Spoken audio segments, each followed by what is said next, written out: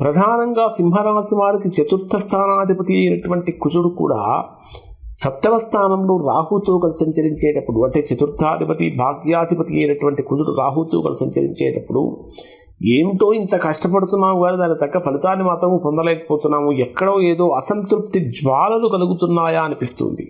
చతుర్థాధిపతి అయినటువంటి కుజుడు రాహుతో కలిసినప్పుడు తల్లి కొడుకుల మధ్య కానీ తండ్రి కొడుకుల మధ్య కానీ బంధాలు కూడా బలహీనపడుతున్నాయా అనే భావన కలుగుతుంది. అంటే ఒక చోటికి ఒక దగ్గరికి చేరదాం అనుకున్నప్పటికీ చేరుకోలేని పరిస్థితులు కనిపిస్తూ ఉంటాయి. ప్రధానంగా తీసుకుంటే పంచమ స్థానాధిపతి మరియు అష్టమాధిపతి అయినటువంటి గురుడు సింహరాశి వారికి లాభస్థానంలో సంచరిస్తున్నటువంటి కారణం చేత సంతానపరమైనటువంటి విషయాలలో బ్రహ్మాండమైనటువంటి అనుకూలతలు, పేరు ప్రఖ్యాతులు కలుగుతాయి అని చెప్పాలి. ప్రధానంగా ఆరోగ్యపరమైనటువంటి విషయాలలో చాలా జాగ్రత్తలు సింహరాశి వారు పాటించాలి. కారణం ఏమిటంటే ఎక్కువగా జాయింట్ పెయిన్స్ కానీ లేదా స్పాండిలైటిస్ ప్రాబ్లమ్స్ కానీ నెర్వస్ వీక్నెస్ లాంటివి కానీ కొంచెం ఇట్లాంటివి ఎక్కువగా కలిగే అవకాశాలు ఈ 10 రోజుల్లోనే ఎక్కువగా కనిపిస్తూ ఉన్నాయి. ఆ తర్వాత ఏమిటంటే 15వ తేదీ నుంచి మీ రాస్యాధిపతి అయినటువంటి రవి అష్టమ స్థానంలో శనితో కలుస్తాడు, శనిగ్రహంతో.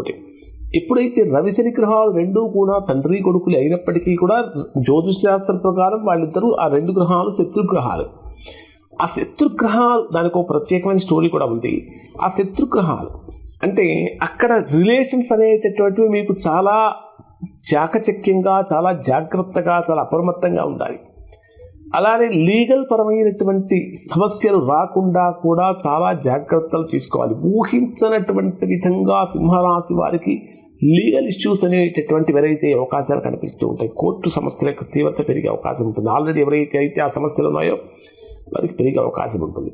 మరి డే వైజ్గా కనుక పరిశీలిస్తే అసలు సింహరాశి వారికి ఎలా ఉండబోతుంది అని కనుక తీసుకుంటే, ప్రధానంగా నిరుద్యోగులుగా ఉన్నటువంటి వారు చేసే ప్రయత్నాలలో ఒక 60% మాత్రమే అనుకూలంగా ఉంది, 40% ప్రతికూలంగా ఉంది.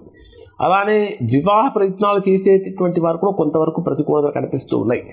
మరి డే వైజ్గా కనుక పరిశీలిస్తే ఏ విధంగా ఉందంటే వీరికి 11వ తేదీ ఉదయం నుంచి 11వ తేదీ రాత్రి 9:59 వరకు ఇది బ్రహ్మాండమైనటువంటి అనుకూలతే. కానీ తల్లి యొక్క ఆరోగ్యం పట్ల శ్రద్ధ వహించాలి.